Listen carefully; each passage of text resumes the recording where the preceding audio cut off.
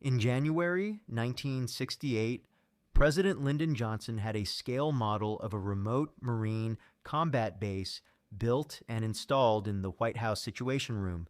He studied it obsessively.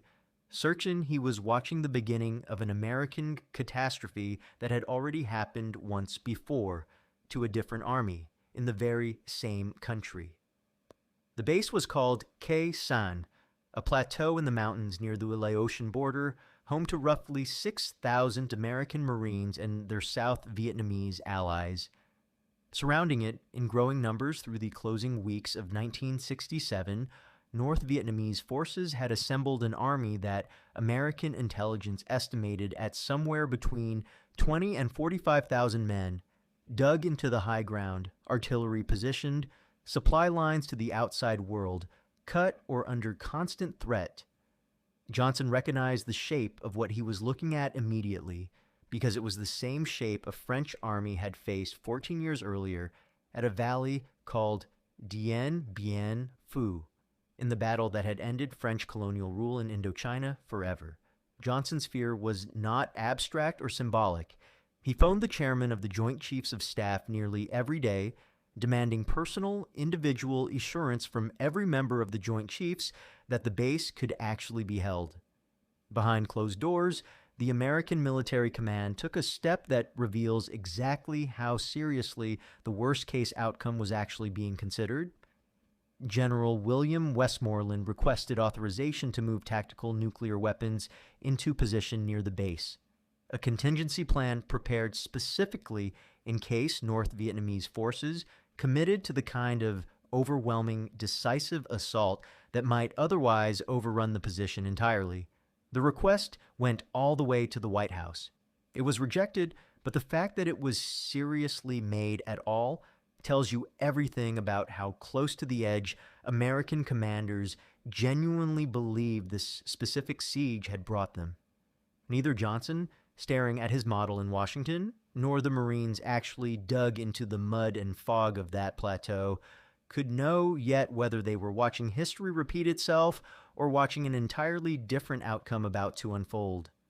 What happened over the next 77 days would become one of the most fiercely debated battles of the entire war, disputed even by the men who planned it on both sides over a question that has never been fully settled. Was this ever really about taking the base at all? Now let me show you exactly what both sides actually believed they were fighting for. If a story like this matters to you, if the men who lived it on both sides deserve to be remembered, a like and a subscribe help it reach the people who care. It takes 1 second. These are the stories the history books leave out. Now, to understand why this specific siege terrified an American president enough to authorize nuclear contingency planning, you first have to understand exactly what had happened at the place everyone kept comparing it to. To understand why Khe Sanh produced this level of alarm at the very top of the American government, you have to understand the specific historical shadow it was fighting inside, a shadow with a name every senior American commander in Vietnam knew intimately. In 1954, French colonial forces had established a fortified position at Dien Bien Phu, a valley deep in the mountains of northern Vietnam, intending to draw Viet Minh forces into a decisive, conventional battle where superior French firepower could finally destroy them. Viet Minh commander Vo Nguyen Giap did the opposite of what French planners expected. Rather than accepting an unfavorable direct assault, he spent months hauling heavy artillery, piece by piece, up mountains. French intelligence had judged impassable for exactly this kind of weapon and positioned it to dominate the French garrison from surrounding high ground the French themselves had never adequately secured. The resulting siege, fought over weeks, ended in a complete French defeat, and with it, the end of French colonial control over Vietnam altogether. The parallel to Khe Sanh, once North Vietnamese forces began massing around it in late 1967, was almost impossible for anyone familiar with that earlier battle to ignore. A remote, fortified American position dependent entirely on aerial resupply, surrounding high ground occupied by an enemy force building up in strength and patience, and the same commander, Vo Nguyen Giap, now serving as North Vietnam's defense minister, apparently overseeing the buildup around Khe Sanh with what looked to alarmed American observers, like a deliberate recreation of the exact conditions that had once broken French will to continue the fight entirely. This history explains why Johnson's fear ran so much deeper than ordinary wartime anxiety. He was not simply worried about a single battle going badly. He was worried about the specific, historically proven scenario in which a besieged Western garrison, cut off and surrounded in this exact terrain by this exact commander, could collapse in a way that broke not just a military position, but the entire political will to continue the war. That fear, rational and historically grounded, is what put a physical model of Khe Sanh in the White House Situation Room and what pushed American military planners to consider options as extreme as nuclear contingency planning against a repeat of history nobody in Washington was willing to risk. Understand exactly how General Westmoreland actually approached this looming threat, because his response reveals a calculated, deliberate strategy that ran directly counter to the passive, defensive posture the Dien Bien Phu comparison might have suggested. Westmoreland did not see the North Vietnamese buildup around Khe Sanh purely as a threat to be feared. He saw it, with real strategic clarity, as an opportunity American forces had been seeking for years, a large, fixed enemy formation committed to a known location that could be destroyed by exactly the kind of overwhelming firepower American forces possessed in abundance but had struggled to bring fully to bear against an enemy that normally refused to mass in the open and stand still, where the French at Dien Bien Phu had lacked meaningful air power and had been forced to rely almost entirely on artillery and ground reinforcement that Viet Minh forces could ultimately choke off. American forces at Khe Sanh possessed something French commanders in 1954 could never have imagined: a fleet of transport aircraft and helicopters capable of resupplying the garrison despite the siege, and an air campaign of a scale no previous war had ever attempted. That air campaign, designated Operation Niagara, became the actual centerpiece of the American response, and its scale deserves to be understood plainly. Over the course of the siege, American aircraft, including repeated strikes by B-52 bombers flying from bases far outside Vietnam, dropped close to 100,000 tons of explosives onto the hills and valleys surrounding the base, a concentration of firepower directed at supporting a single besieged garrison that had no real precedent in the history of warfare up to that point. Westmoreland's calculation was direct and, in its own cold way, coherent.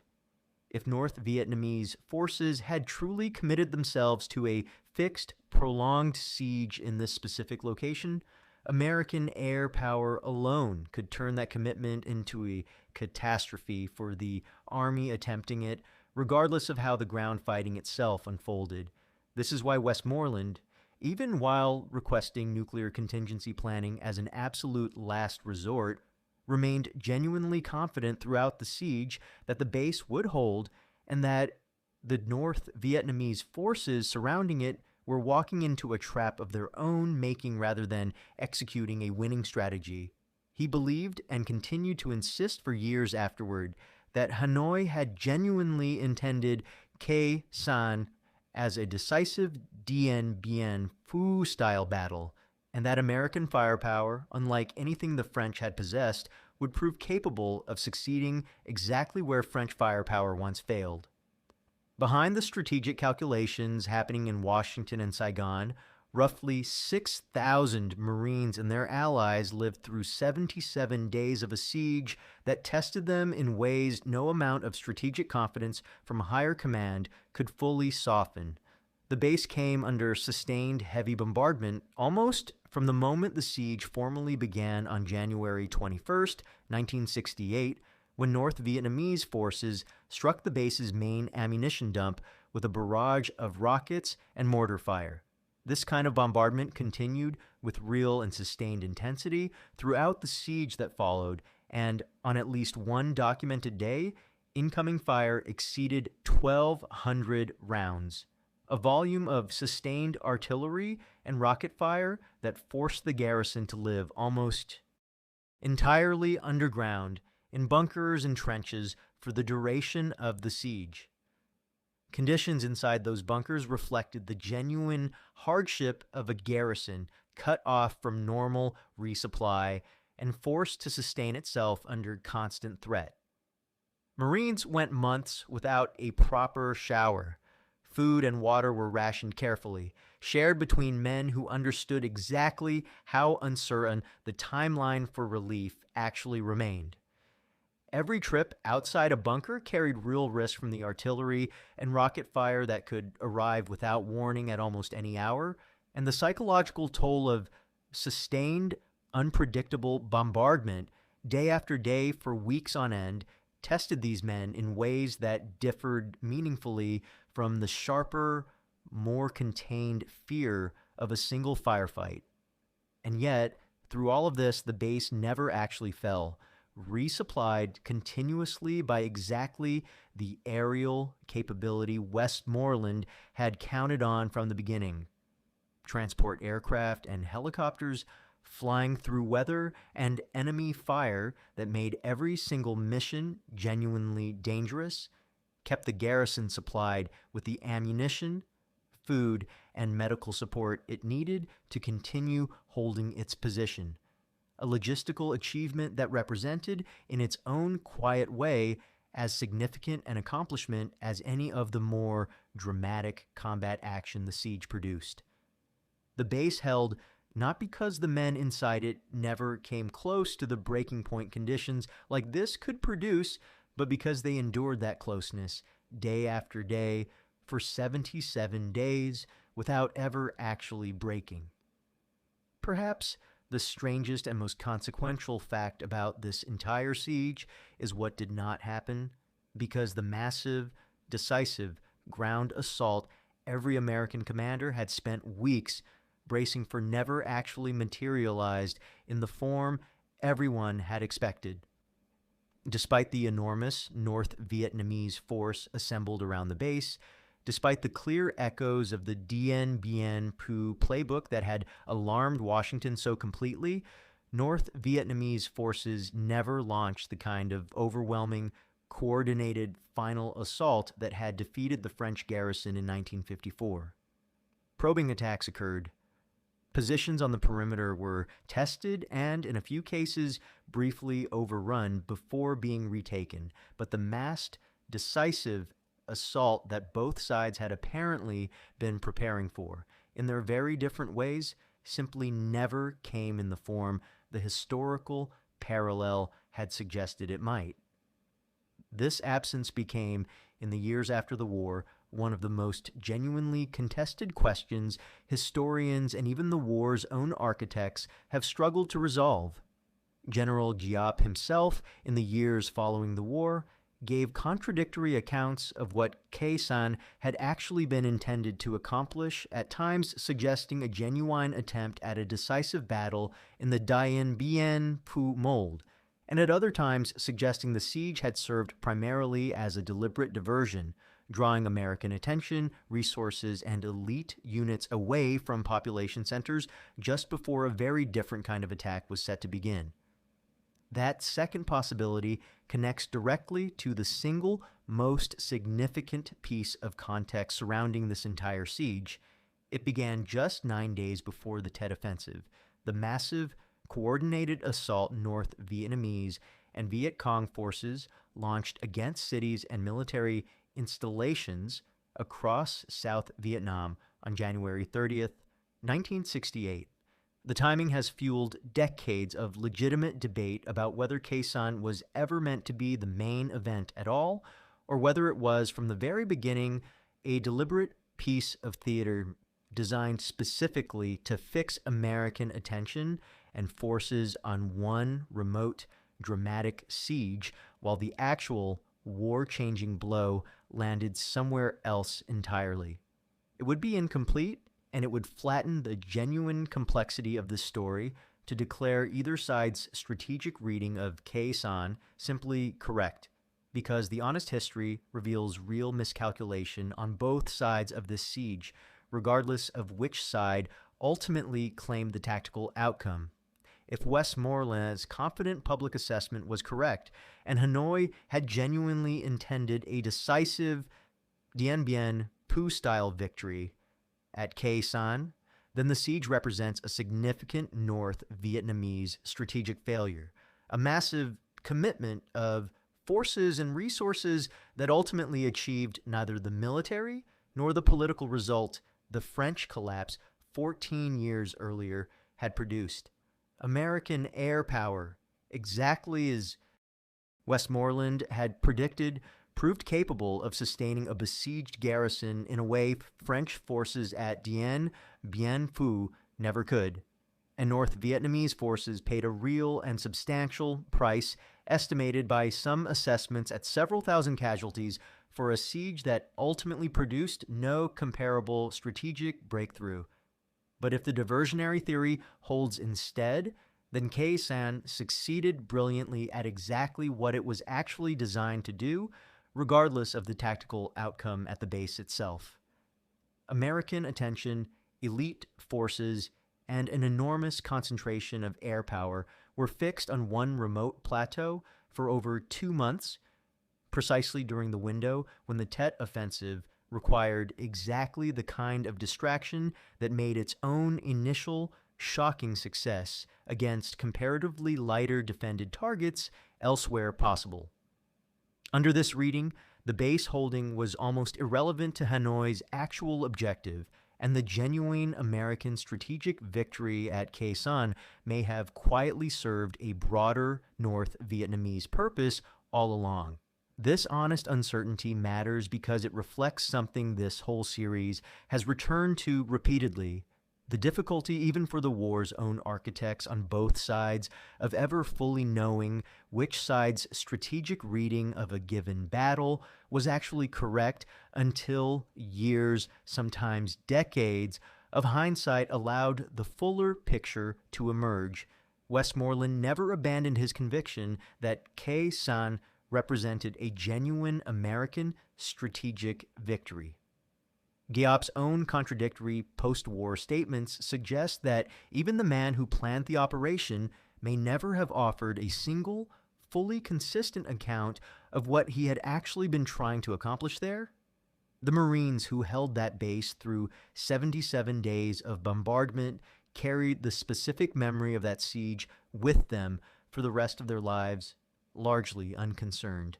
In the years immediately following, with the strategic debate their commanders and historians would spend decades arguing about afterward. Many veterans of the siege, in later accounts, described a specific and lasting pride in simply having endured what they endured, a pride that existed independent of whatever larger strategic purpose the siege eventually turned out to have served. They had lived underground for weeks, rationed their food and water, and continued functioning as an effective fighting force under conditions of sustained bombardment that few soldiers in any war have been asked to survive for quite so long. That endurance was real, and it mattered to the men who displayed it, regardless of which historian's theory about Hanoi's ultimate intentions eventually proved correct. Many also carried a genuine frustration in later years with how quickly the base itself was abandoned once the siege had finally been lifted, the position dismantled and evacuated by American forces within months of the extraordinary effort that had gone into holding it. This pattern, a costly defense followed by eventual abandonment once the immediate strategic purpose had passed, echoes of frustration this whole series has documented in other contexts throughout this war. And veterans of Khe Sanh, like veterans of other hard-won and eventually abandoned positions, often struggled to reconcile the intensity of what they had endured with how little permanent territorial significance that endurance ultimately produced. And many came to a settled, complicated understanding of the entire siege that resisted the simple, competing narratives either side's strategic architects preferred. They had not fought to win or lose a chess match between Westmoreland and Giap, playing out somewhere above their heads at a level of abstraction that had little to do with their own daily survival. They had fought to hold a specific piece of ground, alongside specific men they had come to depend on completely for reasons that mattered to them, regardless of whatever larger, still debated purpose historians would eventually assign to the siege they had actually lived through. Here is what the siege of Khe Sanh actually reveals, and why the uncertainty surrounding its true purpose matters more than any single confident answer either side ever offered. Lyndon Johnson stared at a model of that base because he understood correctly that the shape of what was unfolding matched a genuine historical catastrophe, one that had already ended a colonial empire's presence in this exact country a decade and a half earlier. That fear was not paranoid or excessive. It reflected a real, careful reading of history applied to a situation that genuinely did echo Dien Bien Phu in nearly every visible respect. And yet, the siege that followed did not repeat that history, not because the parallel had been imagined, but because one crucial variable, American air power at a scale and sophistication no army had ever previously wielded in defense of a besieged position, changed the actual outcome of an otherwise strikingly similar situation. That is the real meaning behind this story, and it reaches well past one plateau and one 77-day siege. History rhymes and a genuine, well-founded fear built on a real historical parallel can be entirely rational and still turn out to describe an outcome that never actually arrives, because the specific conditions that produced the earlier catastrophe are never fully identical to the conditions producing the echo of it. Khe Sanh looked like Dien Bien Phu in nearly every visible respect that alarmed the men studying it in Washington. It did not become Dien Bien Phu because the one variable that mattered most, the specific balance of firepower available to relieve and sustain a besieged garrison, had changed completely in the years between those two sieges.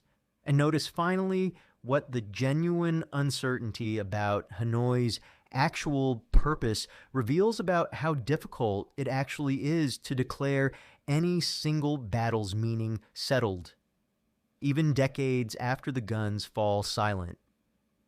Westmoreland called it an American victory, and by the narrow measure of the base holding against everything thrown at it, he was not wrong.